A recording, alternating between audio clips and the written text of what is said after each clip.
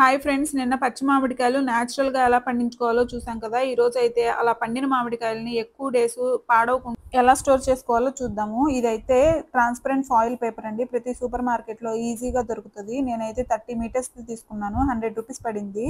ఇలా foil paper తీసుకొని ప్రతి మామిడికాయకి సెపరేట్‌గా ర్యాప్ చేసుకోవాలి.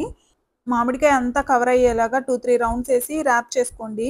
ఇలా మిగతా అన్ని మామిడికాయలకి ర్యాప్ చేసేసుకొని, అన్నీ కలెక్ట్ చేసుకొని పెట్టుకొని ఫ్రిడ్జ్‌లో స్టోర్ చేసుకోవచ్చు. ఫ్రిడ్జ్‌లో స్టోర్ చేసుకునేటప్పుడు కూడా అన్నీ కుప్పలా పడేయకుండా అన్నీ ఇలా నిలబెట్టుకోండి. చూసారు గదా! ఎక్కువ స్పేస్ కూడా ఆక్యుపై చేయదు. అండ్ కాయ మీద ఒత్తిడి పడకుండా ఉంటుంది. మరి మన బొజ్జలోకి వెళ్ళే వరకి జాగ్రత్తగా చూసుకోవాల్సింది మనమే కదండీ! ఇలా అన్నీ ఒకదాని తర్వాత ఒకటి నిలబెట్టి పెడితే గనక చాలా డేస్ ఉంటాయండి. ఈ టిప్ గనక నచ్చినట్లయితే తప్పకుండా ట్రై చేసి మీకు ఎంతవరకు యూజ్ అయిందో కామెంట్ చేయండి. నచ్చితే గనక లైక్ చేయండి, షేర్ చేయండి, సబ్స్క్రైబ్ టు మై ఛానల్.